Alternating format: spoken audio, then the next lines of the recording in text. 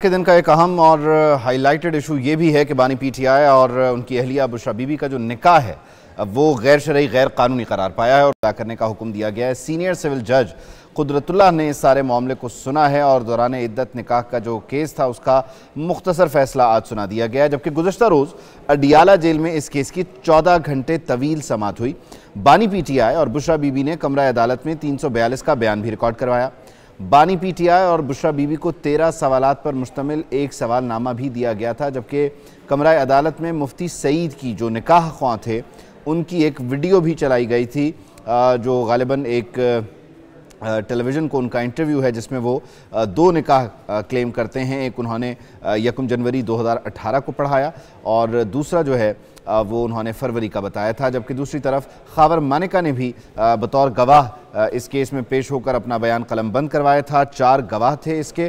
पहले ओन चौधरी जो कि बानी पीटीआई के करीबी दोस्त हैं, दूसरे मुफ्ती सईद जो कि निकाह ख्वां थे और तीसरे ख़ुद बुशरा बीबी के साबिक़ा शौहर खावर मानिका, और चौथा जो गवाह था वो मुलाजिम था लतीफ़, खावर मानिका के घर का मुलाजिम, पाकपतन का ये जो घर है खावर मानिका का जहाँ बुशरा बीबी रहा करती थी बानी पीटीआई से निकाह से कबल, वहाँ ये काम करता था। और उसने भी अपने बयान में जो मुख्तलिफ मामलात थे या खावर मानिका का जो दावा था उस हक़ में बयान दिए। ऑल्दो जो पीटीआई के वकला हैं या डिफेंस की टीम थी उसने ये कहा है कि उन्हें हक़ दिफा नहीं दिया गया और गवाहों पर जरा की नौबत नहीं आई और उनके साथ यहाँ पर इम्तियाजी सलूक हुआ है। वो एपेलेट फोरम पर जाकर इसको चैलेंज करेंगे।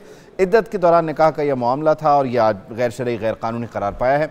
बानी पीटीआई और बुशरा बीबी को सज़ा सुना दी गई है और ये सारा जो मामला है ये 25 नवंबर 2023 को शुरू हुआ। बुनियादी तौर पे जब खावर मानिका गए इस मामले को लेकर सिविल जज के कोर्ट में और वहाँ पर उन्होंने 494, 34 और 496 की जो बी सेक्शन है उसके तहत मुकदमा दर्ज करवाया था। और अलबत्ता जो 496 बी है वो ज़रा संगीन नोयत के मामलात थे, वो ख़त्म कर दिया गया था। 496 के तहत ये गैर कानूनी गैर शरई करार पाया है, सज़ा भी हुई है, जुर्माना भी हुआ है। और इस तरह से यह मामला जो 25 नवंबर को शुरू हुआ, 11 दिसंबर को काबिल समात करार पाया, फिर इस्लामाबाद हाई कोर्ट से भी रुजू किया गया कि इसे खारिज करवाया जाए, लेकिन उस वक्त तक क्योंकि फ़र्द जुर्म आयद हो चुकी थी ट्रायल कोर्ट से, तो इस्लामाबाद हाई कोर्ट ने इसे फिर खारिज नहीं किया और यूँ ये प्रोसीडिंग भी अपने अंजाम को पहुँची है। और अब 9 मई या दीगर मुकदमात के अलावा जो बड़ा एक मेजर स्कैंडल है जो बानी पीटीआई का या उनके घराने का ताक़ुब कर रहा है वो अलकादिर ट्रस्ट करप्शन केस है। इससे पहले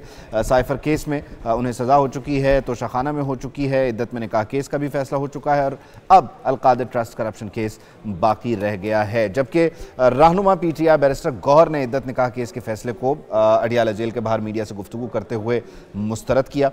उन्होंने जब बात की तो कहा यह एक बेहुदा केस है जिसमें 7 साल कैद की सज़ा सुना दी गई है।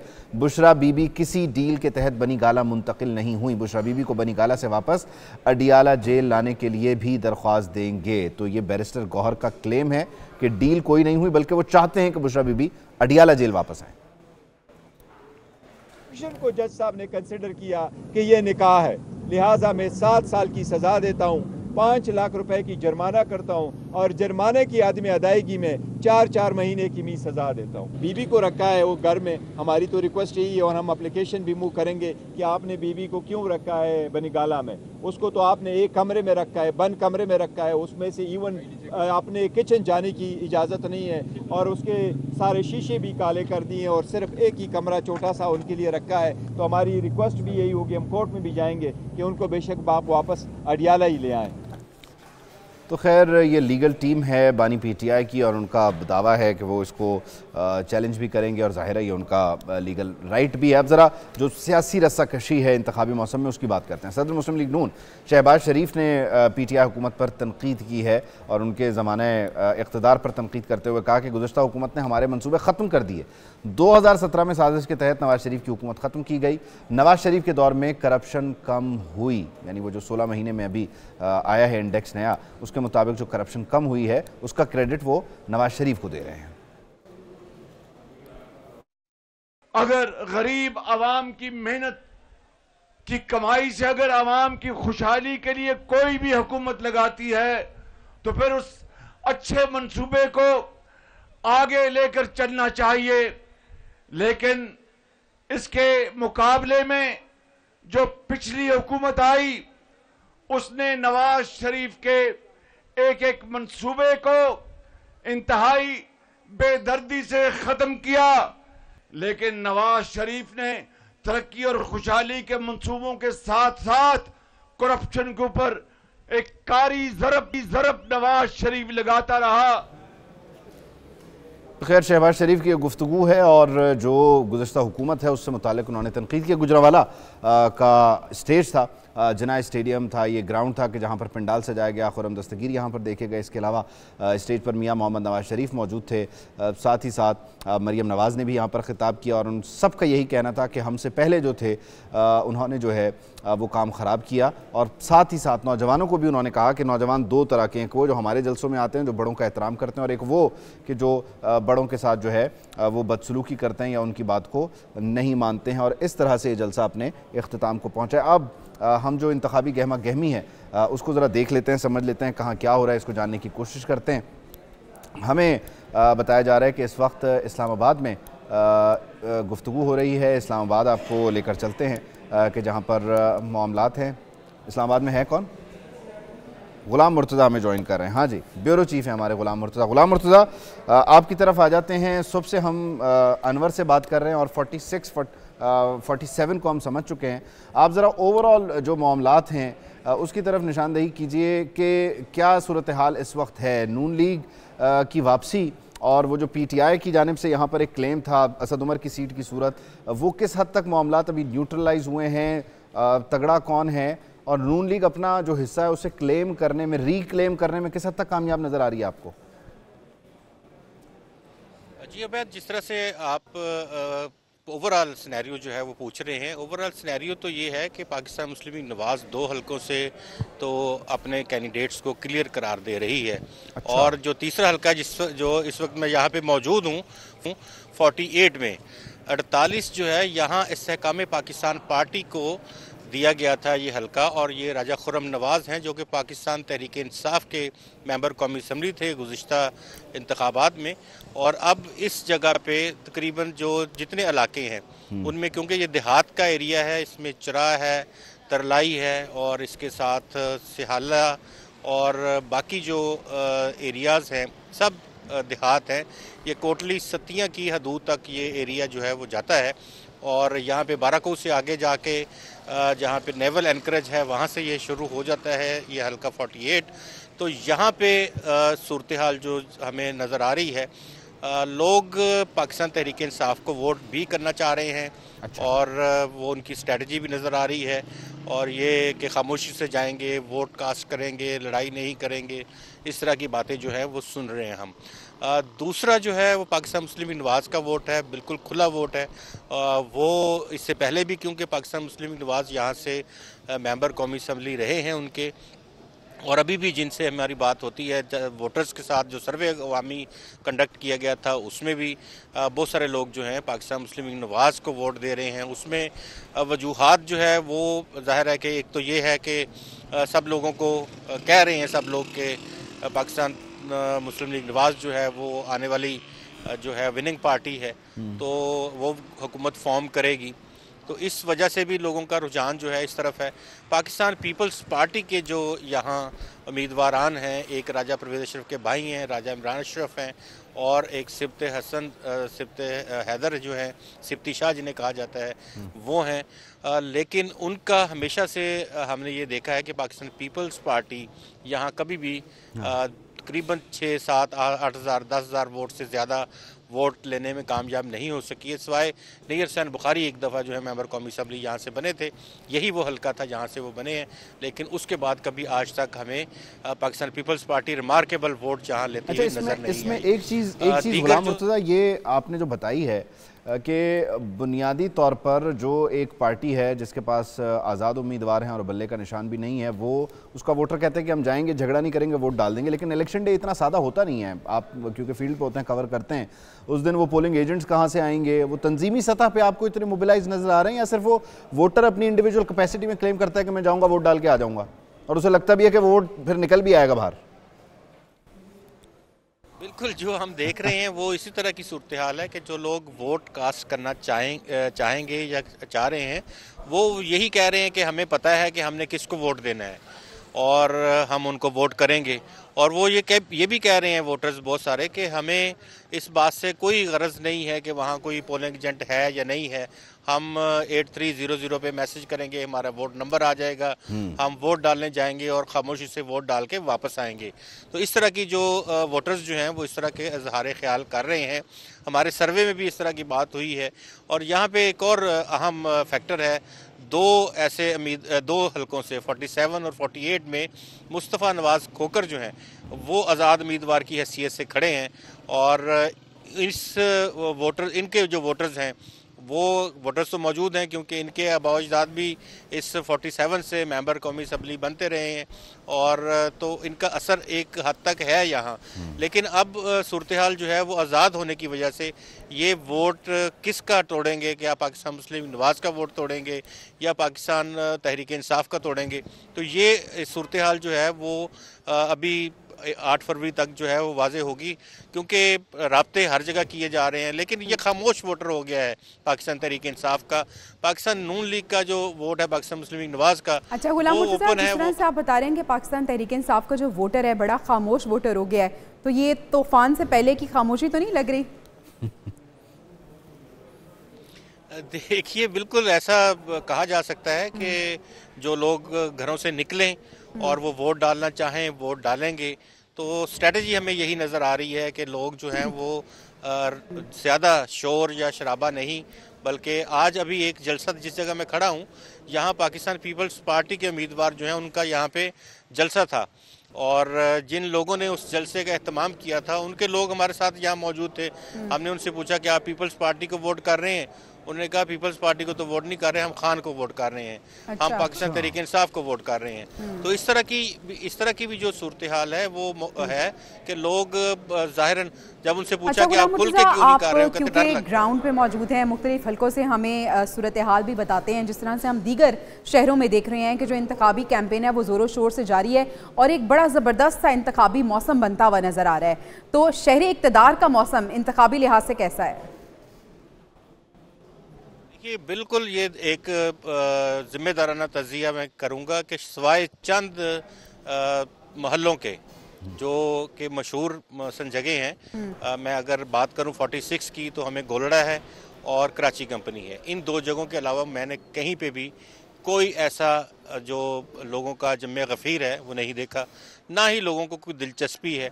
छोटे छोटे फ्लैक्स जो हैं वो मुख्तलिफ पोल उसके ऊपर लटकाए गए हैं। इसी तरह से जो 47 है उसमें जो मेजर एरिया आता है वो बाराकू का आता है, और मेजर एरिया बाराकू में कुछ दफातर कायम हुए हैं, लेकिन वहाँ पे बड़ी अचंभे की बात है कि एबटाबाद के लोगों के जो वहाँ पे इश्तहार लगे हुए हैं।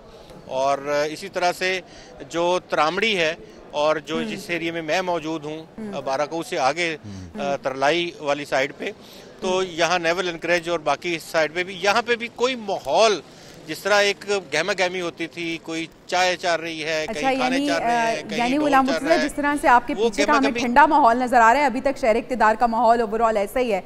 थैंक यू सो मच, आप हमें बता रहे थे कि इस्लामाबाद में क्या सूरत हाल है और यहाँ पे जो वोटर्स हैं, जो सपोर्टर्स हैं, वो कितने ज़्यादा एक्टिव हैं, जो कि आपने हमें बताया कि अभी तो कोई ऐसी गहमा गहमी नहीं है। लेकिन हम उम्मीद करते हैं कि 8 फरवरी का वो दिन हो कि जब यहाँ से भी वोटर्स बड़ी तादाद में निकलें और अपनी अपनी जो मुंतखब जमात है, जो उनकी फेवरेट जमात है और उनके नुमाइंदे हैं, वो उन्हें वोट भी कास्ट करें। इंतखाबी मौसम है और ऐसे में हम देख रहे हैं कि हर रोज़ जलसे जुलूस हो रहे हैं। मुस्लिम लीग नून, पीपल्स पार्टी सभी एक्टिव नज़र आ रहे हैं। अगर हम बिलावल भुट्टो की बात करें तो बिलावल भुट्टो ने एक बार फिर कायद नून लीग को निशाने पर रखा है और छात्रों में जलसे से जब खिताब किया तो कहा कि एक शख्स खुद को चौथी बार वज़ीर आज़म मुसल्लत करने की एक कोशिश कर रहा है। हम सिर्फ आवाम की तरफ देख रहे हैं। 8 फरवरी को तीर पर मोहर लगाई तो कोई ताकत हमारा रास्ता नहीं रोक सकती। सिंध के अवाम किसी साजिश को कामयाब नहीं होने देंगे। उनकी गुफ्तगू जरा सुनिए। कि वो एक शख्स अपने आप को इस मुल्क पे चौथी बार वजीर आजम मुसल्लत करने की कोशिश कर रहा है और वो शख्स इतना गलत बयानी कर रहा है, इतना गलत बयानी कर रहा है। क्या आपको मालूम है कि वो शख्स कहता है कि थरकोल का मंसूबा उसने करवाया। अगर 8 फरवरी को आप इसी जोश और जज्बा के साथ बाहर निकले और तीर पर मोड़ लगाए तो दुनिया की कोई ताकत मेरा रास्ता नहीं रोक सकता। तो जनाब, ये कहना अब गलत नहीं होगा कि वक्त कम और मुकाबला सख्त है। मुल्क में 8 फरवरी को इंतखाबात होने जा रहे हैं, जिसकी तैयारियां अब जोरों पर हैं। कराची का हल्का NA 239, अगर इसकी बात की जाए तो पीपल्स पार्टी, TLP और जमात इस्लामी ने अपने अहम उम्मीदवारों को इस हल्के से मैदान में उतारा है। और इस हवाले से हम मजीद जान लेंगे NA 239 में मौजूद हमारे नुमाइंदे नजीब नाइश से। नजीब, बताइएगा क्या सियासी माहौल है इस हल्के में? जी बिल्कुल, जहां बड़े सियासी रहनुमा बड़े जलसे कर रहे हैं, वहीं उम्मीदवार हैं उनकी जानिब से जो मुख्तलिफ इलाकों में मीटिंग्स का सिलसिला, कॉर्नर मीटिंग का सिलसिला और डोर टू डोर वर्क का सिलसिला भी है, वो शुरू हो चुका है। इस वक्त मैं कौमी असम्बली के हल्का 239 में मौजूद हूँ और ये हल्का रिवायती तौर पर पीपल्स पार्टी का रहा है, लेकिन गुज़िश्ता 2018 के इलेक्शन में एक बड़ा अपसेट इस हल्के में हुआ और बिलावल भुट्टो जरदारी PTI के उम्मीदवार शकूर शाद से यहाँ उनको शिकस्त हुई थी और ये गुज़िश्ता इलेक्शन का एक बड़ा अपसेट था। इस वक्त अगर बात की जाए तो यहाँ पीपल्स पार्टी के नबील गबोल उम्मीदवार हैं, उसके अलावा आज़ाद उम्मीदवार की हैसियत से शकूर शाद जो एक बार फिर उनके सामने मौजूद हैं। उसके अलावा JUI के उम्मीदवार जो है अहमदुल्ला न्याजी, उसके अलावा जमात इस्लामी के उम्मीदवार फजलुर रहमान, वो भी मौजूद हैं यहाँ पे। और यहाँ ये 4 उम्मीदवार हैं जिनमें ये इम्कान है कि सख्त मुकाबला हो सकता है। वैसे तो 19 उम्मीदवार यहाँ मौजूद हैं। 4,22,000 से ज़ायद यहाँ वोटर्स हैं। ये इलाका इस हवाले से अहम है क्योंकि यहाँ पीपल्स पार्टी की आला क़यादत पहले भी यहाँ से इलेक्शन लड़ती रही है, लेकिन इस वक्त बिलावल भुट्टो जरदारी यहाँ से इलेक्शन लड़ने के बजाय लाहौर से इलेक्शन लड़ रहे हैं। लेकिन फिर भी यहाँ फ़िलहाल कुछ कहना अनएक्सपेक्टेड होगा क्योंकि तमाम ही सियासी पार्टियाँ भरपूर कोशिश कर रही हैं वोटर्स को अपनी तरफ राग़िब करने के लिए और मुहिम का सिलसिला बदस्तूर जारी है, कॉर्नर मीटिंग्स का सिलसिला। उसके अलावा हम यहाँ देख रहे हैं कि वोटर्स को जो है उनकी शिकायत, वोटर्स जो है अपनी शिकायत बता रहे हैं और उम्मीदवार उनसे एक बार फिर वादे करते हुए नज़र आ रहे हैं। तो एक गहमा गहमी इस हल्के में देखी जा रही है। जी, तो नजीब नाइच हमें इस हल्के की सूरत हाल बता रहे थे। वो कह रहे हैं कि 4 तगड़े उम्मीदवार हैं जो कि यहाँ से आमने सामने होने जा रहे हैं। अब देखना यह है कि किसकी इंतखाबी कैंपेन बहुत तगड़ी रहती है और 8 फरवरी वाले दिन वो आवाम को राम करने में कामयाब हो जाता है। कराची की ओवरऑल सूरत हाल ये थी। इससे पहले हम इस्लामाबाद की सूरत हाल देख रहे थे। इस्लामाबाद में तो अभी ज़रा ठंड माहौल है, लेकिन कराची में गहमा गहमी अरूज पे है। जिस तरह से हम हमेशा से देखते हैं कि वहाँ पर पीपल्स पार्टी भी है, MQM भी है और इन 2 पार्टीज़ के दरमियान हमेशा बड़ा तगड़ा मुकाबला होता है। गो कि कराची वाले ये कहते हैं कि किसी भी पार्टी ने आवाम के लिए कुछ नहीं किया। आप देखते हैं कि पीपल्स पार्टी और MQM किस लेगेसी के तहत और कौन से ऐसे काम इन्होंने किए हैं जिसकी वजह से ये आवाम से वोट हासिल करने में कामयाब हो जाएंगे। लेकिन हम देख रहे हैं कि बिलावल भुट्टो हमेशा की तरह अभी भी बड़े एक्टिव नज़र आ रहे हैं और अब तो उनकी जो एक्टिविटीज़ हैं वो इसलिए भी ज़्यादा हो गई हैं क्योंकि इंतखाबी कैंपेन को वो लीड कर रहे हैं। आज छात्रों में वो मौजूद थे और आज भी उन्होंने मुस्लिम लीग नून पर तनकीद भी की। साथ ही साथ उन्होंने कहा है कि तीर पे आपने मोहर लगानी है और अगर तीर पे आपने मोहर लगाई और पीपल्स पार्टी को अगर आपने कामयाब किया तो हम आपकी तकदीर बदल देंगे। उन्होंने कहा है कि पहली जमातें जो वादे और दावे करते रहे किसी ने भी उन्हें पूरा नहीं किया, लेकिन अगर पीपल्स पार्टी आती है तो पीपल्स पार्टी वही वादे और दावे आपसे करेगी और कर रही है जो उन्होंने पूरे करने हैं। नजीब नाइश हमारे साथ ही मौजूद हैं। कराची की हमें सियासत के हवाले से बात कर रहे थे। पहले वो स्पेसिफिक हल्के से हमें बता रहे थे। ओवरऑल कराची की हम सूरत हाल जान लेते हैं। नजीब, पहले तो आप हमें 239 के हवाले से बता रहे थे, लेकिन ओवरऑल अगर हम कराची की बात करें तो ये बताइएगा कराची में कैसी सियासी गहमा गहमी आप देख रहे हैं? जी बिल्कुल, जो ही इलेक्शन करीब आते जा रहे हैं तो सियासी गहमा गहमी तेज़ होती जा रही है और आए दिन प्रेस कॉन्फ्रेंसेस और बयानात का सिलसिला भी बढ़ चुका है। एक्टिविटीज़ सियासी जमातों की बढ़ चुकी हैं। रोज़ाना की बुनियाद पर ख़ास तौर शाम के वक्त मुख्तलिफ़ इलाकों में मुख्तलिफ़ सियासी पार्टियों की सरगर्मियाँ होती हैं और कॉर्नर मीटिंग्स भी मुनक्किद होती हुई नज़र आ रही हैं। दूसरे इस 2024 के इलेक्शन के हवाले से अगर मखसूस बात की जाए तो यहाँ मुख्तलिफ पार्टियों की अब मुख्तलिफ पोजीशन है। पीपल्स पार्टी इस बार कोशिश कर रही है कि वो पहले से ज़्यादा हिस्सा जो है वो ले सके और MQM अपनी गुज़िश्ता जो साख है उसको जो गुज़िश्ता उसका जो शेयर है उसको हासिल करने की एक बार फिर कोशिश कर रही है। जमात इस्लामी भी इस बार काफ़ी एक्टिव और बहुत ज़्यादा उनकी मुहिम जो है काफ़ी नज़र आ रही है। इस हवाले से कहा जा सकता है फ़िल वक्त कुछ भी एक्सपेक्टेड नहीं है और कहीं भी कुछ नतायज जो है मुख्तलिफ हो सकते हैं और तमाम ही पार्टियां भरपूर कोशिश करती हुई नज़र आ रही हैं। जो ही इलेक्शन करीब आता जा रहा है उससे कबल इतनी सियासी गहमा गहमी नज़र नहीं आ रही थी, लेकिन जैसे ही अभी इलेक्शन के करीब आने के दिन आ रहे हैं तो सियासी गहमा गहमी तेज़ होती हुई नज़र आ रही है। मुख्तलिफ छोटे बड़े इलाकों में बैनर्स और सियासी रहनुमाओं की जो पेनाफ्लेक्स हैं वो आवेज़ा किए गए हैं। उसके अलावा झंडे लगाकर एक सियासी मुहिम भी बनाई गई है। मुख्तलिफ गाड़ियाँ मुख्तलिफ इलाकों में घूम रही हैं जो जहाँ पे सियासी जो रहनुमा हैं उनके स्पीकर्स पर उनके बयानात सुनाए जा रहे हैं लोगों को और वोटर्स को अपनी तरफ राग़िब करने का सिलसिला। अच्छा, इसमें नजीब एक अहम बात यह है कि अगर हम बल्दियाती इंतखाबात के नताइज को देखें तो जमात इस्लामी ने एक बड़ा नंबर क्लेम किया और एक बड़ा नंबर हासिल भी किया। गो के ये कहा जा रहा है कि वो MQM नहीं थी दौड़ में, तो फिर ये हुआ कि जमात इस्लामी ने नंबर हासिल कर लिया। लेकिन अभी शायद 2-4 रोज़ पहले जो एक बड़ा पावर शो हुआ कराची में उसमें भी सर ही सर नज़र आए। ये जो बल्दियात का नतीजा है उसको और वो जो कराची में बड़े इज्तिमात हैं उनको मिलाकर देखा जाए तो क्या जमात इस्लामी इस बार जनरल इलेक्शन में इसे वोट में कन्वर्ट करती हुई नज़र आ रही है या ये सिर्फ सपोर्ट की हद तक ही है हमेशा की तरह, पहले की तरह? जी, जमात इस्लामी की 2018 के जो इलेक्शन मुहिम है वो भी हमने कवर की, लेकिन उसमें भी जमात इस्लामी की जानिब से भरपूर सियासी मुहिम की गई थी, लेकिन उसके नताइज जमात इस्लामी के लिए इतने कोई ख़ास नहीं आए थे। तो अब भी उनकी मुहिम जो है ज़ोर शोर से है, लेकिन लग ये रहा है कि वो वोटर्स को अपनी तरफ राग़िब करने में कुछ कामयाब होते हुए नज़र आ रहे हैं। लेकिन ये फ़ैसला ज़ाहिर है अवाम 8 फरवरी को ही देंगे। तो ये सियासी मुहिम के हवाले से पहले कहना मुश्किल होगा कि वो जमात जो है जिसकी ज़्यादा सियासी मुहिम चल रही है, जिसके ज़्यादा बैनर हैं, जिसके ज़्यादा झंडे लगे हुए हैं, तो वो उस हल्के से कामयाब भी हो सकती है। तो ये देखना होगा कि ये बताएगा कि 2 सियासी जमातों के वर्कर्स के बीच पिछले दिनों कुछ एक कत्ल कलामी भी हुई थी और अफसोसनाक वाक़या भी एक पेश आया था। तो इस तरह के वाक़यात से निमटने के लिए क्या इक़दाम किए गए हैं? खासतौर पे अगर हम इंतखाबी डे की बात करें, जो इलेक्शन डे है, उस हवाले से क्या इक़दाम हो रहे हैं यहाँ पे?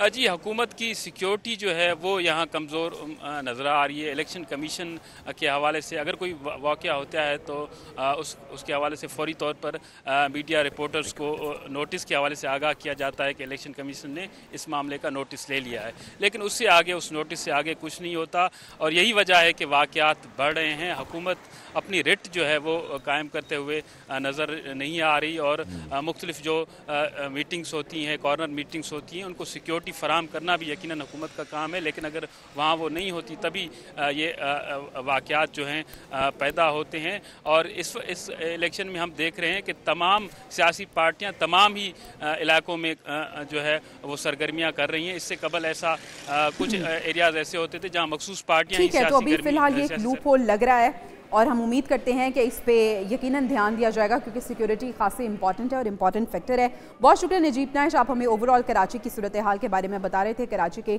इंतखाबी मौसम की बात कर रहे थे, इंतखाबी कैंपेन की बात कर रहे थे और हम दीगर पार्टीज़ के हवाले से भी बात कर रहे थे।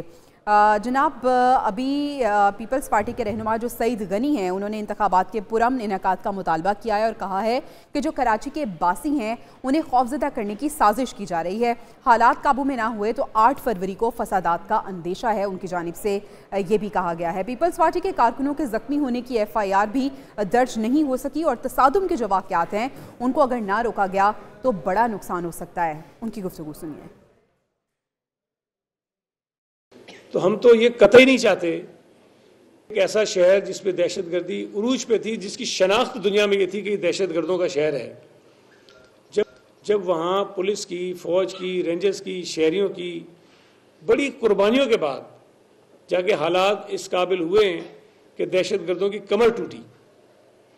लेकिन आज अगर उस पर नरमी बरती गई और कोताही की गई तो ये इलेक्शन तो 8 फरवरी को गुजर जाएंगे, 3 दिन बाद जैसे तैसे करके गुजर जाएंगे, ख़त्म हो जाएंगे। कौन जीतता है कौन हारता है इससे फर्क नहीं पड़ेगा, लेकिन जो तबाही इस शहर के अंदर शुरू हो जाएगी उसको रोकना शायद फिर कई सालों तक मुमकिन नहीं होगा। तो मैं बार बार अपील कर रहा हूँ कि खुदा के लिए जो लोग हैं, मैं तो कह रहा हूँ अगर पीपल्स पार्टी के लोग हैं तो उनको भी ना छोड़ें, उनके खिलाफ भी कार्रवाई करें, लेकिन इस शहर का अमन जो है वो किसी को बर्बाद करने ना दें।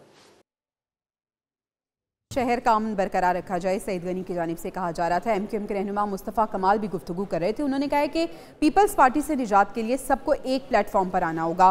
पीपल्स पार्टी पुलिस और गुंडागर्दी नहीं जीत सकती। 15 साल में पीपल्स पार्टी ने आवाम को कुछ नहीं दिया। डॉक्टर आसिम के खिलाफ FIR दर्ज हो जाती तो ये वाक़या ना होता। कार्रवाइयों के बावजूद वो जीत नहीं सकेंगे, वो अपनी पुलिस और अपने पैसे और अपने गुंडों की बदमाशी पर जीत नहीं सकेंगे। डॉक्टर आसिम साहब का कि अगर कि FIR काटते हमारे फराज भाई की शहादत, जो कि यूनियन इंचार्ज हैं हमारे नाज़ाबाद के, अगर उनके खिलाफ FIR काटते तो आज ये कल गुज़श्ता कल रात को ये एक और शहादत नहीं होती। अभी हम इंतखाबी सूरत हाल की बात कर रहे हैं। लाहौर का रुख करते हैं। हल्का है 129।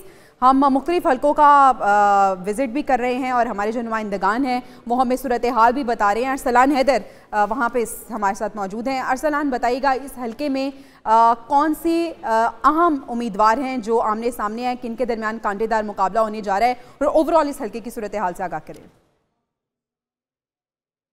इस वक्त मैं खड़ा हुआ हूँ यहाँ पर सूबाई नेशनल असम्बली का ये हल्का 129 है, जबकि सूबाई असम्बली के इसमें 2 जो है वो हल्के आते हैं, जिनमें एक PP 171 और एक PP 172 है। इसमें मुस्लिम लीग नून की जानिब से जो मजबूत तरीन उम्मीदवार जो हैं उनमें सूबाई असम्बली की सीट में राना मशहूद अहमद खान है, और इसी तरह जो नेशनल असम्बली की सीट की बात करें तो हाफिज़ मियाँ नुमान जो हैं वो काफ़ी मजबूत उम्मीदवार यहाँ पे दिखाई दे रहे हैं। और इसी तरह जो PP 171 है वहाँ पर मुस्लिम लीग नून के महर इश्तियाक जो हैं वो उम्मीदवार हैं। और दूसरी जानिब जो इनका कांटेदार मुकाबला होने जा रहा है, क्योंकि ये यहाँ पर ये हल्के में हमेशा से एक मिला जुला रद्द-ए-अमल जो है हमें देखने में नज़र आ रहा है। गुज़िश्ता साल जब इलेक्शन हुए थे यहाँ पर, तो पाकिस्तान तरीके जो यहाँ पर मियाँ हमाद अजहर जो थे उन्होंने यहाँ पर जो थी वो विनिंग नेशनल असम्बली का जो हल्का था उससे सीट यहाँ से विन जो थी वो जीते थे। लेकिन अब यहाँ पर उम्मीदवार जो हैं वो मियाँ अजहर और साथ में मिसबा वाजिद और मियाँ असलम इकबाल जो हैं उनके दरमियान यहाँ कांटेदार मुकाबला। ठीक है, तो इन लोगों के दरमियान यहाँ पे कांटेदार मुकाबला है। अरसलान, बहुत शुक्रिया, आप हमें इस हल्के की सूरत हाल से आगाह कर रहे थे। हम देखते हैं कि हमेशा जो लाहौर है वो इंतखाबात में बड़ा आगे आगे होता है और यहाँ से जो भी उम्मीदवार हैं वो बड़ी तगड़ी इंतखाबी कैंपेन जो हैं वो लड़ते हैं। अभी हम दीगर हल्कों का भी रुख करेंगे, लेकिन अभी हमें जाना है। इद्दत के दौरान निकाह को गैर शरई और गैर कानूनी करार दे दिया गया है। PTI और बुशरा बीबी को सज़ा सुना दी गई है। अदालत ने महफूज फैसला सुना दिया है। बानी PTI और बुशरा बीबी को सजा सुना दी गई है। सीनियर सिविल जज कुदरतुल्लाह ने केस का मुख्तसर फैसला सुनाया है। दोनों को 7-7 साल कैद और 5-5 लाख रुपए जुर्माना कर दिया गया है। बानी PTI और बुशरा बीबी इसका बयान रिकॉर्ड करवाया है। इद्दत के दौरान निकाह गैर शरई और गैर कानूनी करार दिया गया। बानी पीटीआई और बुशरा बीबी को सजा भी सुना दी गई है और सीनियर सिविल जज कुदरतुल्लाह ने केस का मुख्तसर फैसला सुनाया। दोनों को 7-7 साल कैद और 5-5 लाख रुपए जुर्माना कर दिया गया है। बानी पीटीआई और बुशरा बीबी ने कमरा अदालत में 342 का बयान रिकॉर्ड कराया है। इससे पहले हमने देखा कि साइफर केस का फैसला आया, तोशाखाना केस का फैसला आया और अब इद्दत के दौरान निकाह केस का भी फैसला आ चुका है और इसे गैर शरई और गैर कानूनी करार देकर सजाएं भी सुना दी गई हैं।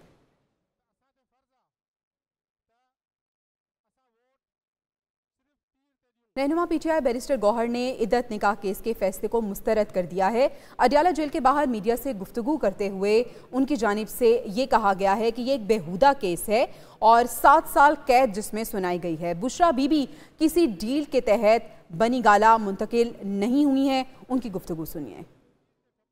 फंक्शन को जज साहब ने कंसिडर किया कि ये निकाह है, लिहाजा मैं 7 साल की सजा देता हूँ, 5 लाख रुपए की जुर्माना करता हूँ और जुर्माने की आदमी अदायगी में 4-4 महीने की मी सजा देता हूँ। बीबी को रखा है वो घर में, हमारी तो रिक्वेस्ट यही है और हम एप्लीकेशन भी मूव करेंगे कि आपने बीबी को क्यों रखा है बनीगाला में। उसको तो आपने एक कमरे में रखा है, बंद कमरे में रखा है, उसमें से इवन अपने किचन जाने की इजाज़त नहीं है और उसके सारे शीशे भी काले कर दिए और सिर्फ एक ही कमरा छोटा सा उनके लिए रखा है। तो हमारी रिक्वेस्ट भी यही होगी, हम कोर्ट में भी जाएंगे कि उनको बेशक बाप वापस अडियाला ही ले आएँ। वो केस जिसमें सज़ा सुनाई गई है, अगर हम बात करें ये केस है क्या, बानी पीटीआई और बुशरा बीबी के खिलाफ इद्दत निकाह केस के मुतालिक आपको बताते हैं कि ये क्या है। 25 नवंबर 2023 को खावर मानिका ने एक मुकदमा दायर किया। सेक्शन 49/34, 49(6) समेत दीगर दफात के तहत सज़ा की इस्तदा की। बानी पीटीआई पीरी मुरीदी की गर्ज से घर दाखिल हुए। खावर मानिका की जानिब से कहा गया 14 नवंबर 2017 को बुशरा बीबी को तलाक दी। 1 जनवरी 2018 को बुशरा बीबी ने दौरान इद्दत शादी की। खबर सामने आने के बाद बुशरा बीबी ने फरवरी 2018 में दोबारा निकाह किया। फरागोगी ने राब्ता करके तलाक की तारीख तब्दील करने का कहा। खावर मानिका की जानिब से ये भी कहा गया है। तो ये पूरा केस था इद्दत में निकाह का, जिसके हवाले से खावर मानिका की जानिब से गुफ्तगू की गई और खावर मानिका ने ही इसका मुकदमा भी दर्ज किया और इसका आज फैसला आ गया है। अभी आपको खबर दें, रावलपिंडी पाक फौज और एफसी का सामी तुर्बत में कामयाब रेस्क्यू ऑपरेशन। सामी में सैलाब के बाद इलाका मकीन मुश्किल सूरत हाल में फंस गए थे। सैलाब से मुतासरा इलाके में फंसे हुए बच्चों समेत 9 अफराद को निकाल लिया गया है। इलाका मकीनों ने पाक फौज और एफसी के बरवक्त इक़दामात पर खुशी का भी इजहार किया है। रावलपिंडी पाक फौज और एफसी का सामी तुर्बत में कामयाब रेस्क्यू ऑपरेशन। सैलाब के बाद इलाका मकीन मुश्किल सूरत हाल में फंस गए थे। सैलाब से मुतासरा इलाके में फंसे हुए बच्चों समेत 9 अफराद को निकाल लिया गया है। इलाका मकीनों ने पाक फौज और एफसी के बरवक्त इक़दामात पर खुशी का इजहार किया है। रावलपिंडी में पाक फौज और एफसी की जानिब से ये कामयाब रेस्क्यू ऑपरेशन किया गया है। इस ऑपरेशन के मनासिर भी आप देख रहे हैं। सैलाब के बाद इलाका मकीन जो कि मुश्किल सूरत हाल में फंसे हुए थे और इस इलाके में फंसे हुए बच्चों समेत 9 अफराद को निकाल लिया गया है।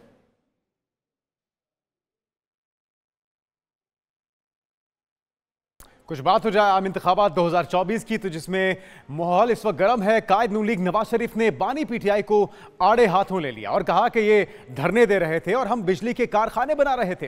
ट्रांसपेरेंसी इंटरनेशनल ने कहा कि नून लीग के दौर में करप्शन कम थी, हमारे दौर में चीनी, आटा, घी और पेट्रोल सस्ता था। नून लीग की हुकूमत ने IMF को खुदा हाफिज कहा, अवाम को रोजगार मिलने तक चैन से नहीं बैठेंगे। की कीमत भी सबसे हमने करप्शन कम किया और ये हम नहीं कह रहे, ये ट्रांसपेरेंसी इंटरनेशनल कह रहा है कि नवाज शरीफ के दौर में, मुस्लिम लीग नून के दौर में करप्शन सबसे कम थी। भाई करप्शन सबसे कम नहीं थी, सिर्फ करप्शन सबसे कम नहीं थी और रोटी की कीमत भी सबसे कम थी और आटे की कीमत भी सबसे कम थी। जब हमने IMF को खुदा हाफिज कहा तो IMF कहता है कि पाकिस्तान अगर इसी रफ्तार से तरक्की करता रहा तो आइंदा पाकिस्तान को IMF की जरूरत नहीं होगी। इंशाअल्लाह जब तक आपको बाइज्जत रोजगार नहीं मिलता, नवाज शरीफ चैन से कभी नहीं बैठेगा। नाज़रीन, लाहौर का हल्का NA 130 इस वक्त इंतखाबी महाज पर बहुत अहम है। इस हल्के में नवाज शरीफ और डॉक्टर यास्मीन राशिद में कांटे का मुकाबला है और मुस्लिम लीग नून इस इलाके को अपना गढ़ मानती है। इस इलाके के अंदर भी दीगर इलाकों की तरह भरपूर तरीके से इंतखाबी मुहिम चलाई जा रही है और साथ में तहरीक इंसाफ की तरफ से लेवल प्लेइंग फील्ड ना मिलने का शिकवा भी किया जा रहा है और साथ में जो यकीन दहानियाँ हैं, वादे हैं और दावे हैं, उसका सिलसिला भी जारी है। जो इस इलाके के मसाइल हैं उन्हें दूर करने के लिए उम्मीदवारों की तरफ से ये यकीन दिलाया जा रहा है कि इस बार अगर आपने उन्हें वोट दिया, उन्हें अपना नुमाइंदा चुना 8 फरवरी को, तो फिर वो तमाम मसाइल दूर कर दिए जाएंगे। इंतहाई अहमियत का हामिल है क्योंकि कायद नून लीग नवाज शरीफ खुद इस हल्के से उम्मीदवार है और उनका मुकाबला करने के लिए मैदान में उतारा गया है PTI की तरफ से डॉक्टर यास्मीन राशिद को। तो इस वजह से इस हल्के की अहमियत बहुत ज़्यादा बढ़ जाती है और सबका जोर, सबकी नज़रें इस हल्के के ऊपर जुड़ी हुई है। वैसे भी अगर ओवरऑल बात की जाए तख्ते लाहौर की, लाहौर के हल्के की, तो इसकी अहमियत बहुत ज़्यादा है। इसी तरह बिलावल भुट्टो ने एक बार फिर से कायद नून लीग को निशाने पर रख लिया है। छाछरों में आज जलसा हुआ और जलसे से खिताब में उन्होंने कहा कि एक शख्स खुद को चौथी बार वजीर आजम मुसल्लत करने की कोशिश कर रहा है। हम सिर्फ आवाम को देख रहे हैं। 8 फरवरी को तीर पर मोहर लगाई तो कोई ताकत हमारा रास्ता रोक नहीं सकती। सिंध के अवाम किसी साजिश को कामयाब नहीं होने देंगे। एक शख्स अपने आप को मुल्क पे चौथी बार वजीर आजम मुसल्लत करने की कोशिश कर रहा है और वो शख्स इतना गलत बयानी कर रहा है, इतना गलत बयानी कर रहा है। क्या आपको मालूम है कि वो शख्स कहता है कि थरकोल का मंसूबा उसने करवाया। अगर 8 फरवरी को आप इसी जोश और जज्बा के साथ, इसी जोश और जज्बा के साथ बाहर निकले और तीर पर मोहर लगाए तो दुनिया की कोई ताकत मेरा रास्ता नहीं रोक सकता। इसी तरह शहबाज शरीफ की PTI हुकूमत पर तनकीद। वो बोले कि गुज़िश्ता हुकूमत ने हमारे मंसूबे ख़त्म किए। 2017 में साजिश के तहत नवाज शरीफ की हुकूमत को ख़त्म किया गया था। नवाज शरीफ के दौर में करप्शन को कम किया गया। अगर गरीब आवाम की कमाई से अगर आवाम की खुशहाली के लिए कोई भी हुकूमत लगाती है तो फिर उस अच्छे मंसूबे को आगे लेकर चलना चाहिए। लेकिन इसके मुकाबले में जो पिछली हुकूमत आई उसने नवाज शरीफ के एक एक मंसूबे को इंतहाई बेदर्दी से खत्म किया। लेकिन नवाज शरीफ ने तरक्की और खुशहाली के मंसूबों के साथ साथ करप्शन के ऊपर एक कारी ज़रब नवाज शरीफ लगाता रहा।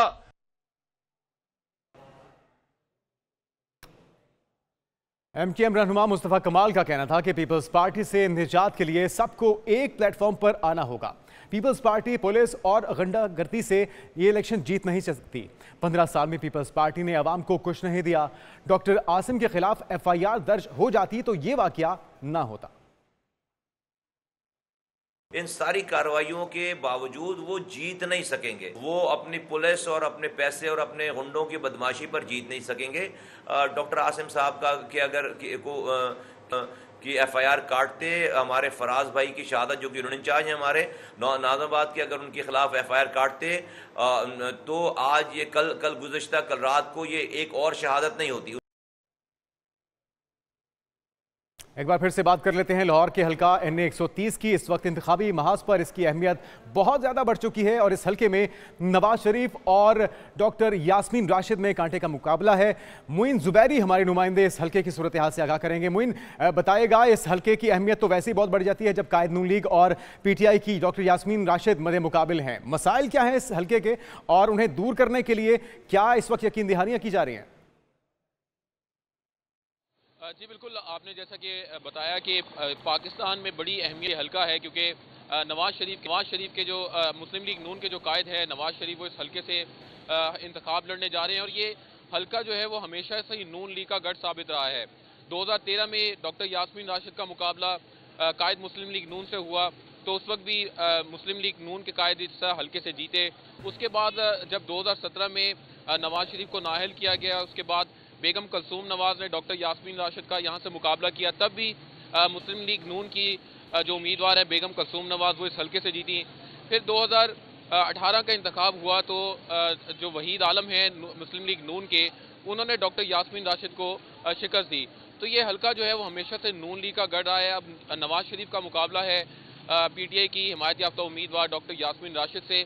तो इस हल्के से अभी भी हमने जो सर्वे किया है उसके मुताबिक नवाज शरीफ जो है वो इस हल्के से वाज़ेह बरतरी लेते हुए नज़र आ रहा है, क्योंकि यहाँ की जो अवाम है वो हमेशा से ही नून लीग को सपोर्ट करती नज़र आ रही है। हल्के के मसाइल क्या हैं, यहाँ के जो अवाम है उन्हीं से जानते हैं। अच्छा, ये बताएं, ये हल्का बहुत बड़ा है, तो इस हल्के के बेसिक मसाइल क्या हैं?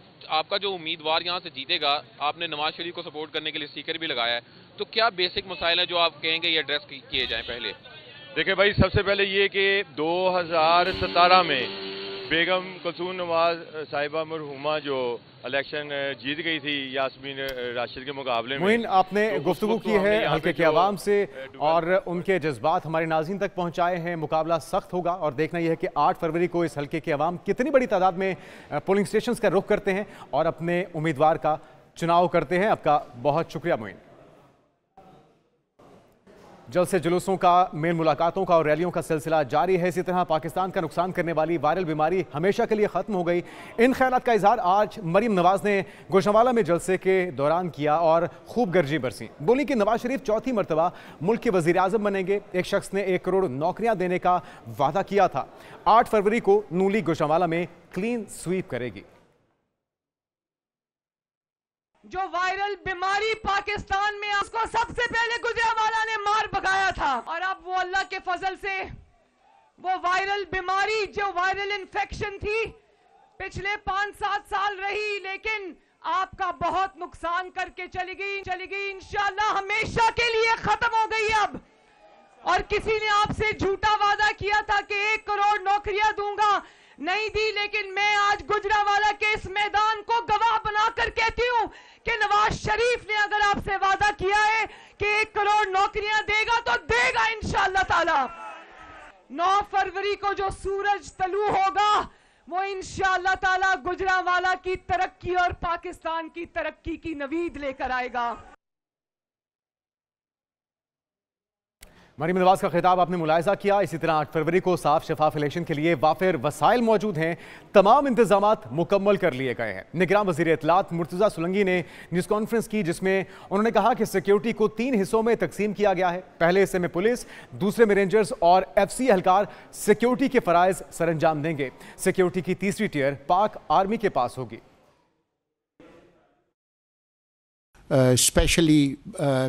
The 2005 and 6 and 7, the 2008 elections were held in a very security threatened environment when we are experiencing that threat, but our security forces are battle hardened and we will ensure that elections will be held in a peaceful environment. Election की तैयारियां मुकम्मल है और इस बारे में ऐलान भी हुकूमती सतह पर किया गया है। इलेक्शन की गहमा भी उरूज पर पहुंच गई है। मुल्तान की हल्का NA 148 में पीपल्स पार्टी से साबिक जो वज़रा थे, साबिक वज़ीर आज़म यूसुफ रज़ा गिलानी, मुस्लिम लीग नून से अहमद हुसैन डहर और तहरीक इंसाफ से बतौर आज़ाद उम्मीदवार बैरिस्टर तैमूर मलिक मद मुकाबिल हैं। तीनों उम्मीदवारों की जानिब से इंतखाबी मुहिम जारी है और हल्के की ताज़ा तरीन सूरत हाल क्या है ये जानेंगे मुल्तान से ब्यूरो चीफ जमशेद रिजवानी से भी, और उनसे जानेंगे कि इस हल्के की महरूमी को दूर करने के लिए इस बार उम्मीदवारों की तरफ से क्या यकीन दहानियाँ करवाई जा रही हैं।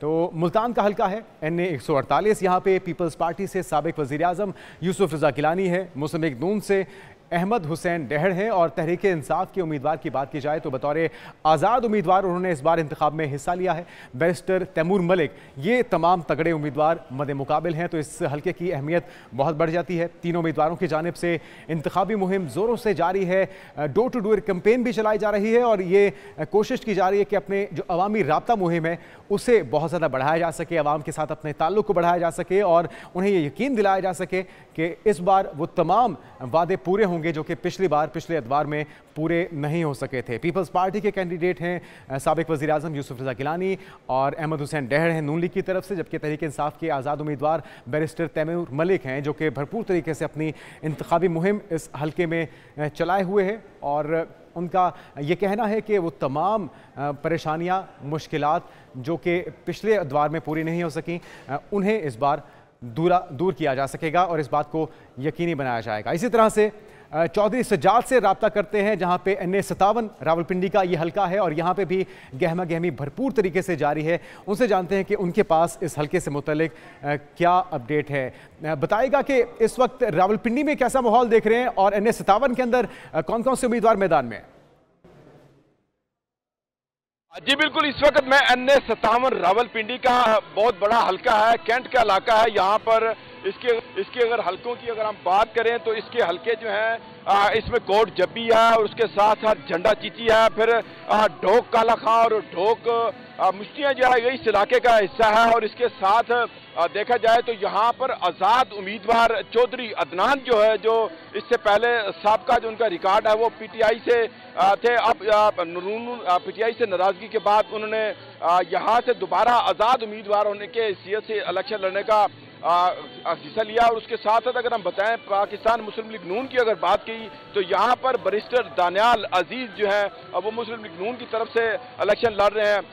दूसरी तरफ अगर बात करें तो समाबिया ताहिर जो वो PTI की यहाँ पर इस वक्त कैंडिडेट है, पर वो भी आज़ाद उम्मीदवार के हैसियत से हिस्सा ले रही है क्योंकि इस वक्त बल्ले का निशान जो है वो पार्टी से वापस ले लिया गया था, तो जिसकी वजह से आज़ाद हैसियत से इलेक्शन लड़ रहे हैं। हम आपको ये भी बताते चलें तो जो जिस हल्के में हम खड़े हैं इनके दोनों ऑफिस जो हैं वो सामने हैं। चौधरी अदनान और बैरिस्टर दानियाल अजीज का हल्का जो है वो इस वक्त यहाँ दोनों हल्के आमने सामने इनके दफ्तर बने हुए हैं।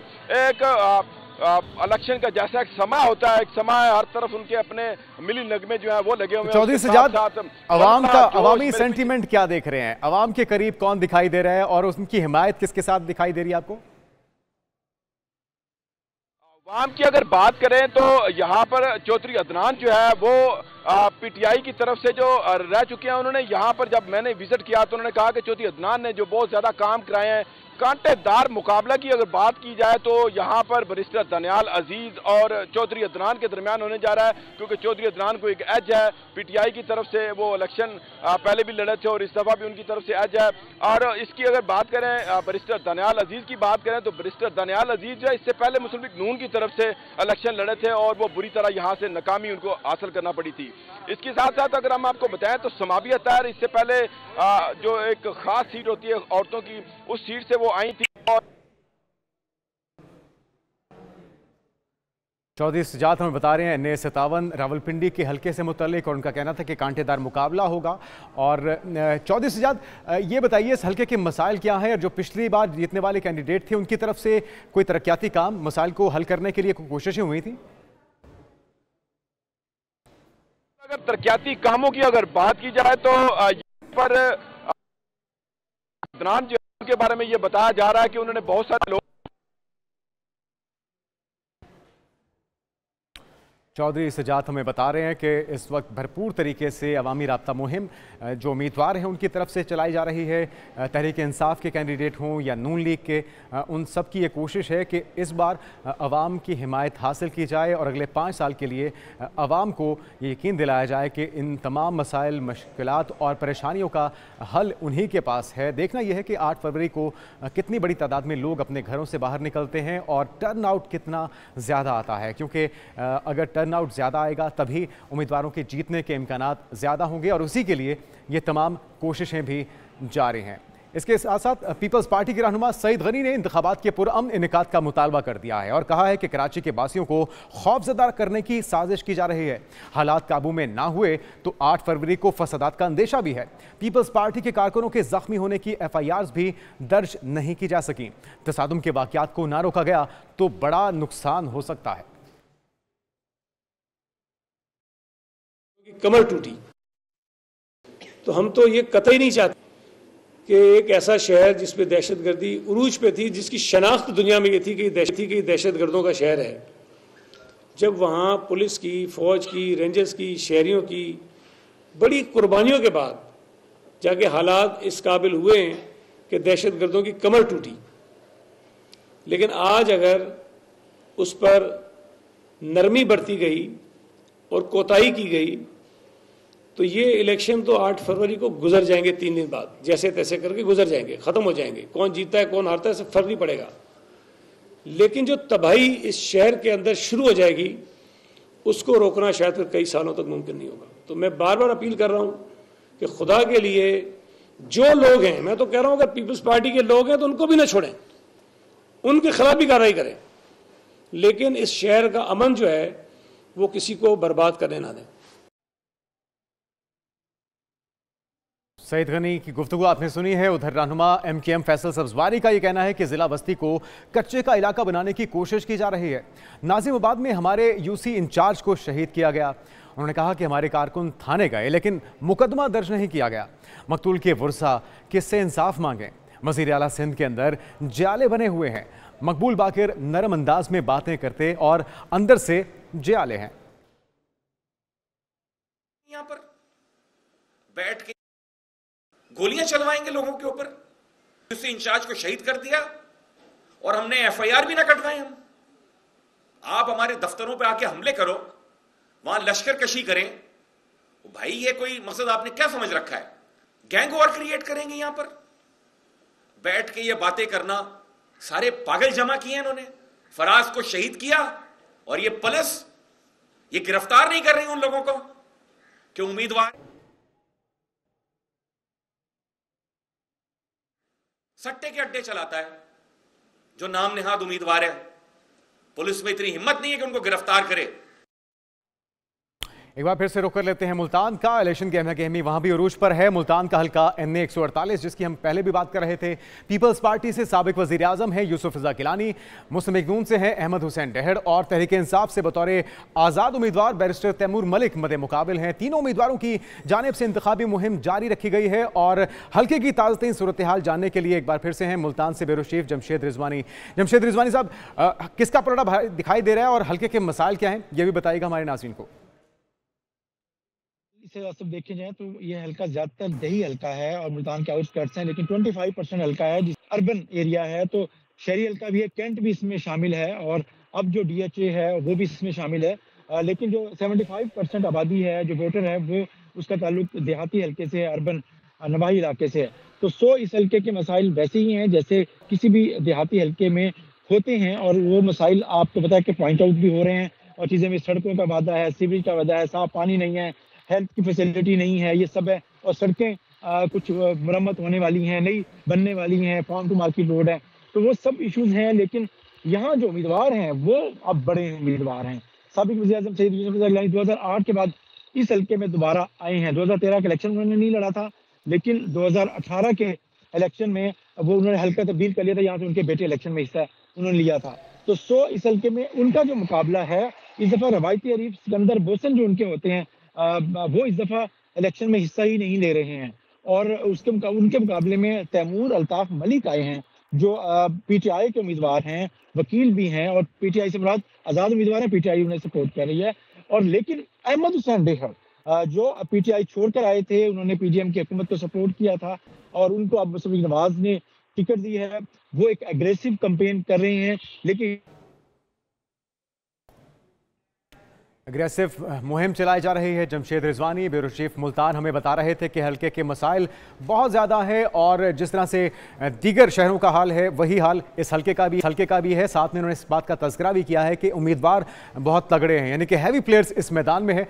देखना यह है कि इस बार आवाम किसको चुनती है, लेकिन जो यहाँ पे ज़ात बरादरी का सिस्टम है और जब एक बरादरी किसी को वोट देती है तो फिर बाकी लोगों को भी उसी को वोट देना पड़ता है। तो ये सारी चीज़ें छोटे छोटे ऐसे फैक्टर्स हैं जो कि यूसी की लेवल पे, हल्कों के लेवल पे असरअंदाज होते हैं और इसी का तज़किरा किया जा रहा था।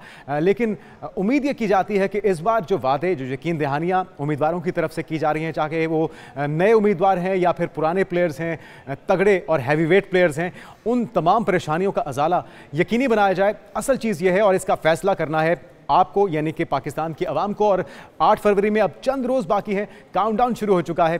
मुल्तान का हल्का था NA 148 और यहाँ पे जिस तरह से मैंने आपको बताया है कि 3 अहम और हैवी वेट प्लेयर्स मैदान में है और उनकी तरफ से भी भरपूर तरीके से इंतखाबी मुहिम चलाई जा रही है और ये कोशिश की जा रही है कि ज़्यादा से ज़्यादा लोगों की हिमायत हासिल की जा सके। एक बार फिर से जमशेद रिजवानी हमारे साथ मौजूद हैं। जमशेद, अपनी बात मुकम्मल कीजिएगा। जी, तो हम बात कर रहे थे कि जो इस वक्त अग्रेसिव है, तीनों उम्मीदवार बड़े अपने अपने अंदाज में कैंपेन करें। यूसुफ गिलानी साहब क्योंकि 2008 के बाद पहली दफ़ा हैं, तो यहाँ पर एक दफ़ा जो मुकामी धड़ेबंदी थी वो उसको फ़ायदा दे रही है, क्योंकि जो बोसन ग्रुप था वो इस दफ़ा बोसन साहब क्योंकि खुद इलेक्शन में नहीं है, वो सपोर्ट कर रहे हैं ढेर साहब को, तो उनका जो ग्रुप है वो टूट कर उनका बड़ा हिस्सा अब आ गया है यूसुफ गिलानी साहब को, उनकी सपोर्ट कर रहा है, खास तौर पर जो बासर बोसन फैमिली के लोग हैं। तो यहाँ इसलिए वो कॉन्फिडेंट हैं यहाँ पर यूसुफ गिलानी साहब। और तैमूर अल्ताफ मलिक साहब बड़ा जलसा नहीं कर रहे हैं, रैली नहीं कर रहे हैं, लेकिन डोर टू डोर कैंपेन और जो PTI का वोटर है सोशल मीडिया के जरिए उसे यूज करके अपने ज़्यादा वोट बैंक को बाहर लाना चाहते हैं। तो आपने गुफ्तगू सुनी है, बहुत सी कोशिशें जारी हैं, बहुत से वो बुलंदोबांग दावे भी किए जा रहे हैं जो कि माजी में भी होते रहे हैं, लेकिन इस बार देखना है कि 8 फरवरी को आवाम किसके साथ अपना वोट यकीनी बनाती है और उससे वोट कास्ट करती है, उसे अपना नुमाइंदा चुनती है। बहुत शुक्रिया जमशेद रिजवानी, आपने अपडेट किया है। मेयर कराची मुर्तज़ा वहाब की नाम लिए बगैर MQM पर तनकीद का सिलसिला भी जारी है। कहा कि हर जमात को सियासत की इजाज़त है मगर किसी को अमन खराब करने की इजाज़त नहीं दे सकते। कोई शख्स या तंजीम कानून की खिलाफ वर्जी करेगा तो कानून हरकत में आएगा। जब कराची में हड़ताल होती थी तो फैक्ट्रियों को आग लगा दी जाती थी। हमें फैसले करने की जरूरत है कि शख्स कानून को हाथ में ले कार्रवाई करे। जो शख्स खौफ व हिरास की सिचुएशन क्रिएट करने की कोशिश करे, बशमूल मेरे कार्रवाई करें। हमें फैसले करने की जरूरत है कि बदमाशी नहीं चल सकती, अमन चाहिए शहर को, और जो अमन मिला है शहर को उस अमन को हमें कायम रखना। मुल्क में आम इंतखाबात करीब आ गए हैं। 8 फरवरी को कराची के 7 अजला में कौमी असम्बली की 22 नशिस्तों पर पोलिंग होगी। शहर कायद के जिला किमाड़ी का हल्का NA 242 खुसूसी अहमियत का हामिल है। 8 फरवरी को NA 242 में peoples party, MQM, Jamaat Islami और मुस्लिम लीग नून के उम्मीदवारों के दरमियान सख्त मुकाबले की तवक्को है।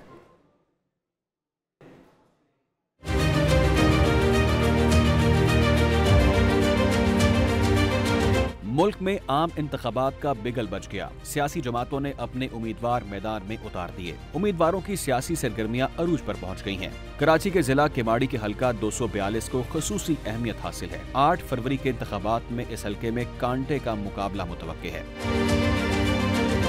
NA 242 का हल्का बल्दिया, इत्तेहाद टाउन, सईदाबाद, लेबर स्क्वायर, मेट्रोवल और साइट एरिया के इलाकों पर मुश्तमिल है। इस हल्के की कुल आबादी 10,25,721 अफराद पर मुश्तमिल है। हल्के के रजिस्टर्ड वोटर्स की तादाद 4,37,790 है। इंतखाबात के लिए 283 पोलिंग स्टेशन कायम किए गए हैं। इस हल्के में MQM के मुस्तफा कमाल, पीपल्स पार्टी के कादर मंदोखेल, मुस्लिम लीग नून के ख्वाजा शुएब और PTI के दरमियान कड़ा मुकाबला मुतवक्के है।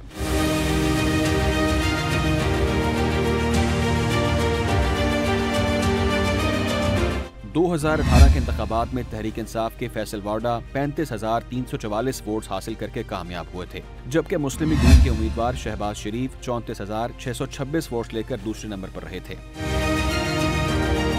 2021 में इसी हल्के में होने वाले ज़िमनी इंतखाबात में पीपल्स पार्टी के कादर मंदोखेल 16,156 वोट लेकर रुकन कौमी असम्बली मुंतखब हुए। NA 242 में 29 उम्मीदवारों के दरमियान मुकाबला है। इसका सहरा किसके सर सजेगा, ये फैसला 8 फरवरी को हो जाएगा। कैमरामैन मसरूर और अली हसन के साथ रेहान हाशमी, एक न्यूज़ कराची।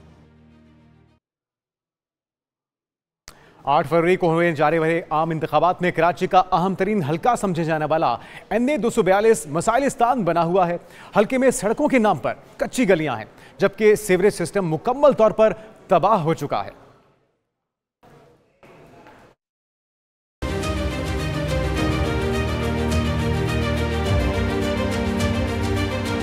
मुल्क में आम इंतखाबात का बिगल बज गया। सियासी जमातों ने अपने उम्मीदवार मैदान में उतार दिए। उम्मीदवारों की सियासी सरगर्मियां अरूज पर पहुंच गई हैं। कराची के जिला केमाड़ी के हल्का 242 को खसूसी अहमियत हासिल है। 8 फरवरी के इंतखाबात में इस हल्के में कांटे का मुकाबला मुतवक्के है। NA 242 का हल्का बल्दिया, इत्तेहाद टाउन, सईदाबाद, लेबर स्क्वायर, मेट्रोवल और साइट एरिया के इलाकों पर मुश्तमिल है। इस हल्के की कुल आबादी 10,25,721 अफराद पर मुश्तमिल है। हल्के के रजिस्टर्ड वोटर्स की तादाद 4,37,790 है। इंतखाबात के लिए 283 पोलिंग स्टेशन कायम किए गए हैं। इस हल्के में MQM के मुस्तफा कमाल, पीपल्स पार्टी के कादर मंदोखेल, मुस्लिम लीग नून के ख्वाजा शुएब और PTI के दरमियान कड़ा मुकाबला मुतवक्के है।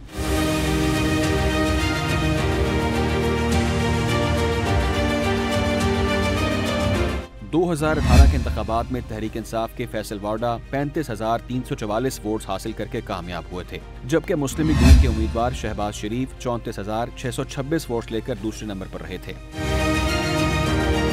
2021 में इसी हल्के में होने वाले ज़िमनी इंतखाबात में पीपल्स पार्टी के कादर मंदोखेल 16,156 वोट लेकर रुकन कौमी असम्बली मुंतखब हुए। NA 242 में 29 उम्मीदवारों के दरमियान मुकाबला है। इसका सहरा किसके सर सजेगा, ये फैसला 8 फरवरी को हो जाएगा। कैमरामैन मसरूर और अली हसन के साथ रेहान हाशमी, एक न्यूज़ कराची। हम बात करें कराची के मुख्तलिफ हल्कों की। इंतखाबात में चंद ही रोज़ बाकी हैं। दीगर शहरों की तरह शहर कायद में भी इंतखाबी गहमा गहमी उरूज पर है। कराची का जिला जनूबी के हल्का NA 241 में अहम मुकाबले होंगे। वहाँ पे कौन से उम्मीदवार बंदे मुकाबिल हैं, ये जानते हैं अपने नुमाइंदे सलाहुद्दीन हमारे साथ मौजूद हैं। सलाहुद्दीन, मद्दे मुकाबिल कौन कौन से उम्मीदवार हैं और अवामी सपोर्ट किसके साथ दिखाई दे रही है आपको? हाँ जी बिल्कुल, मैं इस वक्त मौजूद हूँ कराची के ज़िला जनूब कौमी असम्बली के हल्का NA 241 में।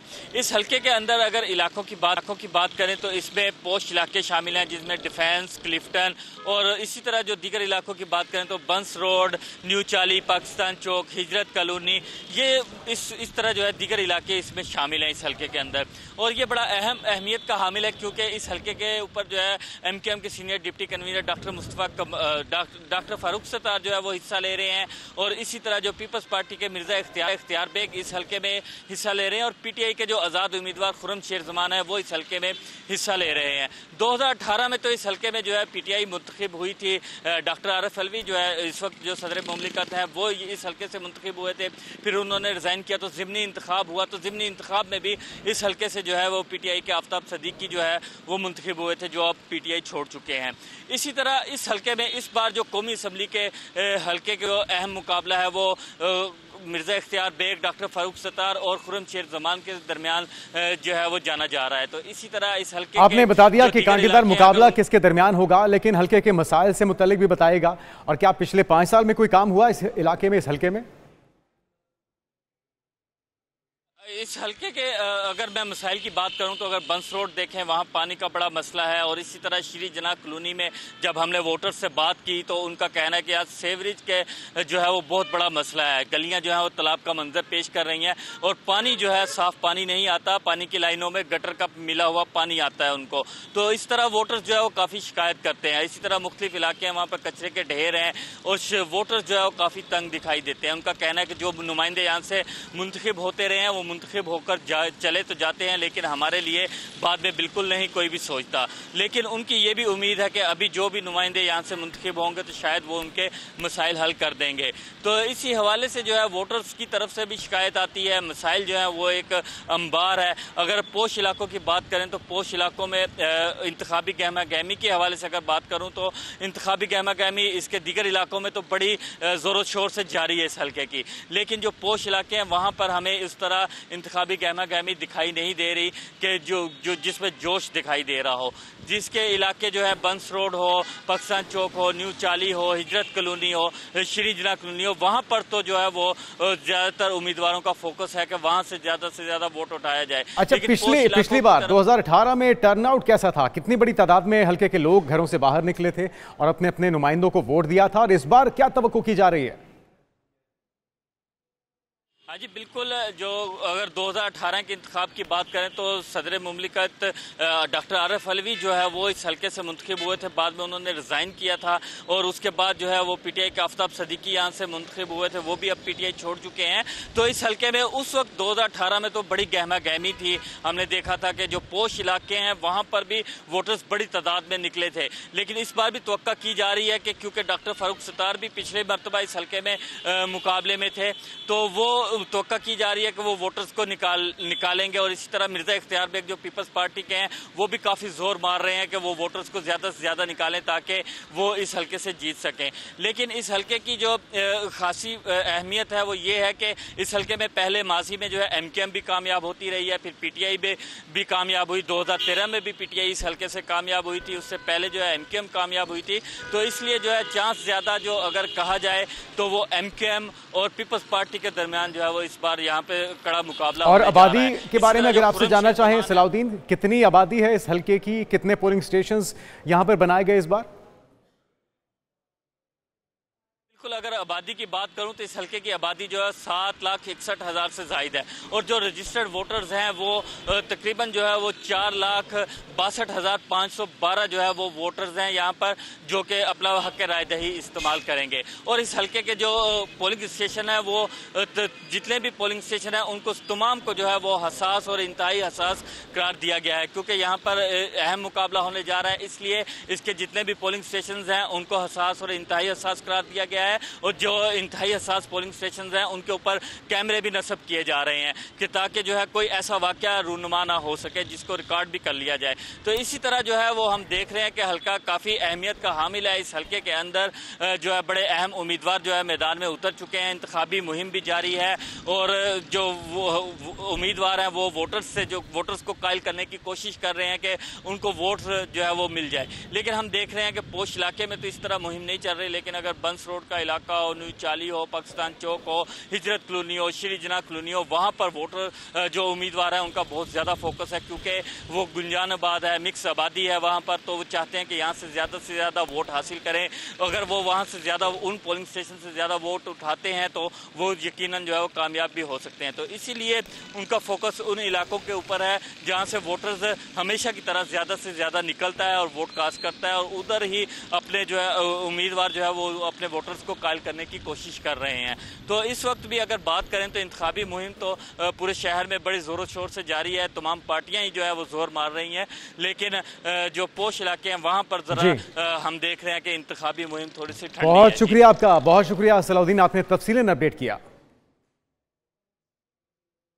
तो 8 फरवरी को मुल्क भर में इंतखाब जा रहे हैं, आम इंतखाबात हैं। कराची डिस्ट्रिक्ट साउथ का हल्का है NA 239, जिसको इंतहाई अहम समझा जाता है और क्लिफ्टन डिफेंस जैसे पोश इलाकों, रेड जोन और ओल्ड सिटी एरियाज़ पर मुश्तमिल इस हल्के के लिए तमाम सियासी जमातों ने अपने अहम रहनुमाओं को मैदान में उतारा है।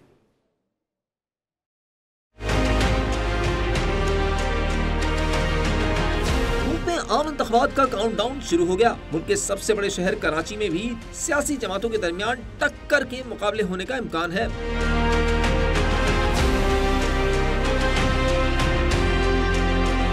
शहर कायद के अहम हलकों की बात की जाए तो डिस्ट्रिक्ट साउथ का हल्का NA 241 भी अहमियत इख्तियार कर चुका है, जहां तकरीबन तमाम पार्टीज ने अपने हैवी वेट उम्मीदवारों को मैदान में उतारा है। NA 241 से इस बार MQM के doctor Farooq Sattar, Peoples Party के मिर्जा इख्तियार बेग, आजाद उम्मीदवार खुर्रम शेर जमान और जमात इस्लामी के मिर्जा नवेद अली बेग समेत मजमूई तौर पर 38 उम्मीदवार मैदान में है।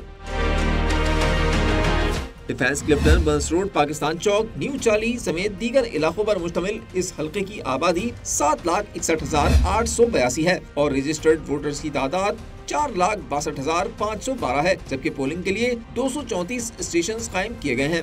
2018 के आम इंतखाबात में यह हल्का NA 247 हुआ करता था, जहां से PTI के टिकट पर डॉक्टर आरिफ अलवी 91,000 से ज्यादा वोट लेकर कामयाब हुए थे, जबकि TLP के जमान अली जाफरी दूसरी और मुत्तहिदा कौमी मूवमेंट के डॉक्टर फारूक सत्तार तीसरे नंबर पर आए थे। 2018 में आरिफ अलवी की तरफ से सीट छोड़ने के बाद इस हल्के में हुए ज़िमनी इंतखाब में PTI के ही आफ्ताब सिद्दीकी कामयाब हुए थे। NA 241 में 38 उम्मीदवारों के दरमियान मुकाबला है, लेकिन इसका फैसला इलाके के वोटर्स करेंगे। कैमरामैन अली हसन और मसरूर के साथ रेहान हाशमी, एक न्यूज़ कराची। नाज़रीन, 2018 से 2024 आ गया है। कराची के हल्के NA 241 के मसाइल अपनी जगह जूं के तू हैं। सड़कें टूटी हुई हैं, सीवरेज का निज़ाम दरहम बरहम है, न पानी है, बिजली है। अवाम कहते हैं कि जिनको वोट दिए वो दोबारा हल्के में नजर नहीं आए। के बासी सियासी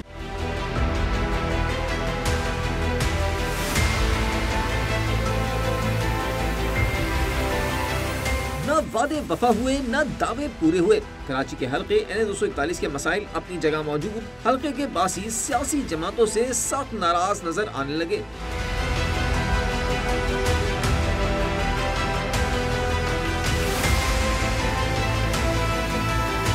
ये मनाजिर हल्के NA 241 में आने वाले ओल्ड सिटी एरियाज के हैं, जहां सीवरेज का बदहाल निजाम, कचरे के अंबार, खराब इंफ्रास्ट्रक्चर समेत दीगर मसाइल मकीनों का सब्र आजमा रहे हैं। हम लोगों ने आज से तकरीबन 3 साल पहले जो है एक आज़ाद काउंसिलर को खड़ा किया।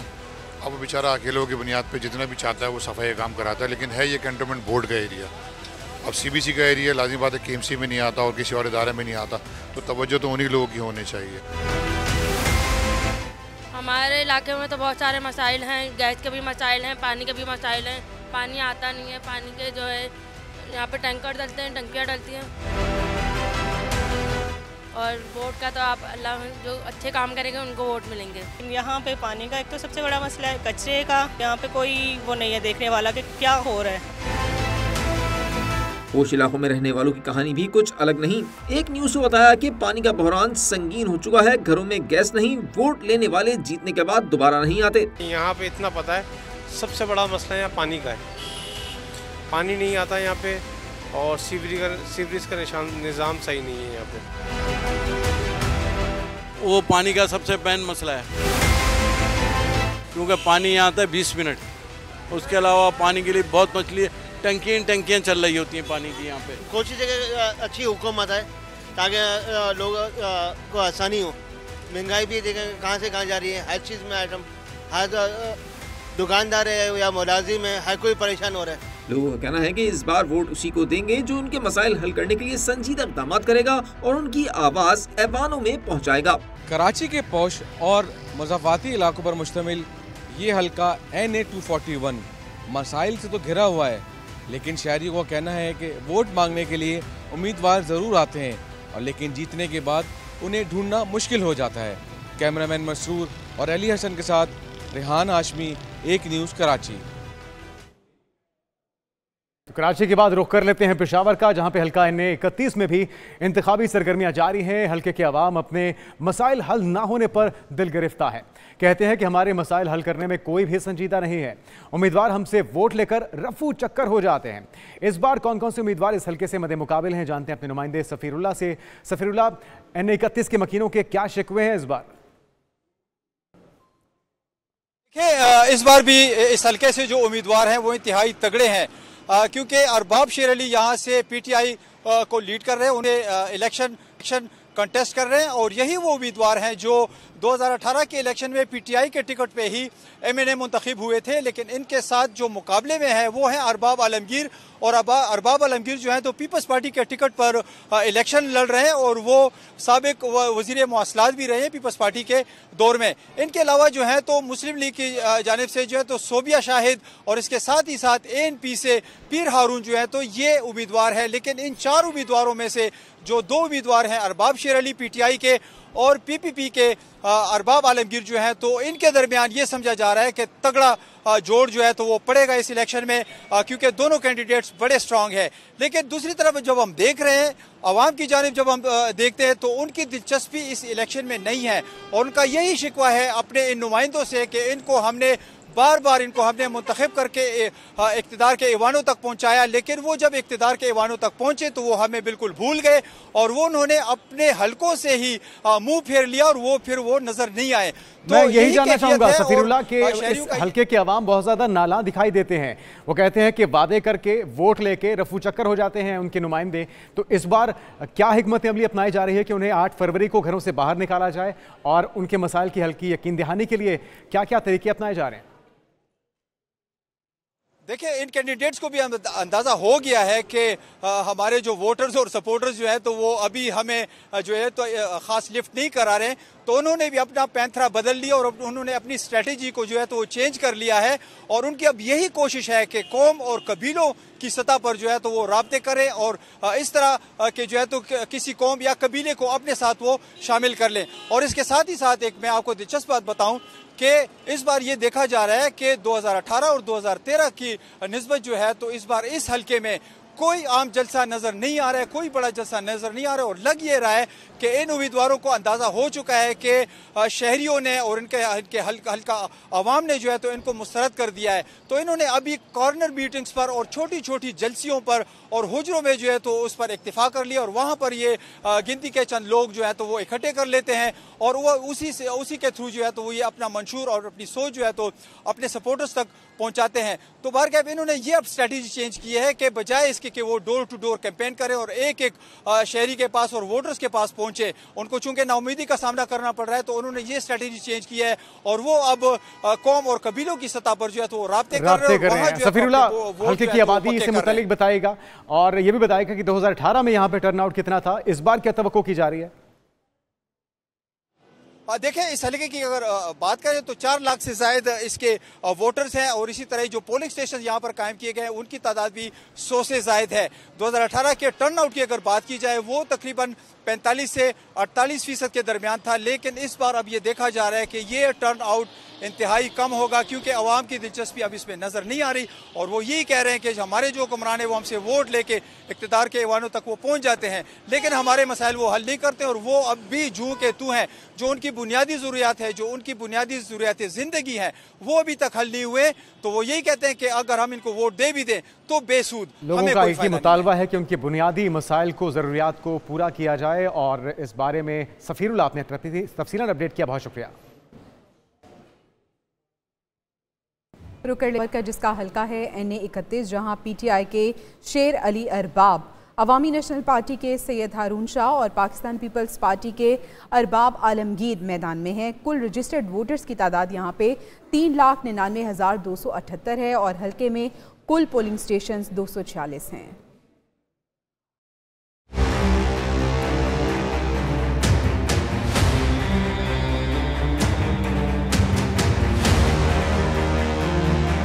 पेशावर का हल्का NA 31 पुरानी हल्का बंदियों में NA 30 था। इस हल्के में मजमूई वोटर्स की तादाद 4,31,638 है, जिसमें 2,46,378 मर्द जबकि 1,87,260 खवातीन वोटर्स हैं।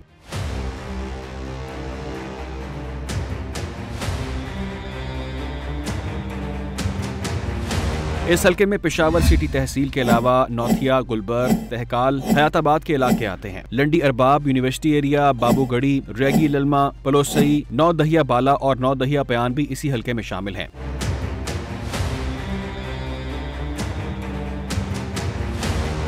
NA 31 से अवामी नेशनल पार्टी के पीर हारून शाह, पीपल्स पार्टी के अरबाब आलमगीर, जमीयत उलमा इस्लाम के मोहम्मद सईद जान उम्मीदवार हैं। PTI के हिमायत याफ्ता अरबाब शेर अली, जमात इस्लामी के इमदाद खान, PTI के मोहम्मद सलीम अख्तर दुरानी और आजाद उम्मीदवार सुहेल वहाब एडवोकेट भी इंतखाबी मैदान में उतरे हैं। हल्का NA 31 के बाद पोलिंग स्टेशन हसास तरीन और बाज को हसास करार दिया गया है।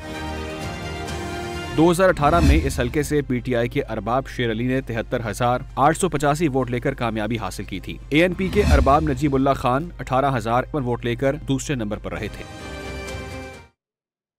अभी आपको बताएं कि इलेक्शन कमीशन ने बैलेट पेपर्स की छपाई का काम मुकम्मल कर लिया है। कौमी और सूबाई हलकों के लिए 26 करोड़ बैलेट पेपर्स छापे गए हैं और तमाम बैलेट पेपर्स मुतल्लिका डिस्ट्रिक्ट रिटर्निंग ऑफिसर्स और उनके नुमाइंदों के हवाले कर दिए गए हैं। तमाम सूबों में बैलेट पेपर्स की तरसील ज़मीनी और फ़ज़ाई तरीक़ों से की गई है। 2018 के आम इंतखाबात में 22 करोड़ बैलेट पेपर्स छापे गए थे। तो बैलेट पेपर्स की जो छपाई का काम है वो मुकम्मल हो गया है। कौमी और सूबाई हलकों के लिए 26 करोड़ बैलेट पेपर्स छापे गए हैं। तमाम बैलेट पेपर्स मुतल्लिका डिस्ट्रिक्ट रिटर्निंग ऑफिसर्स और उनके नुमाइंदों के हवाले भी कर दिए गए हैं और तमाम सूबों में बैलेट पेपर्स की तरसील ज़मीनी और फ़ज़ाई तरीक़ों से की गई है। अब तक के लिए इतना ही।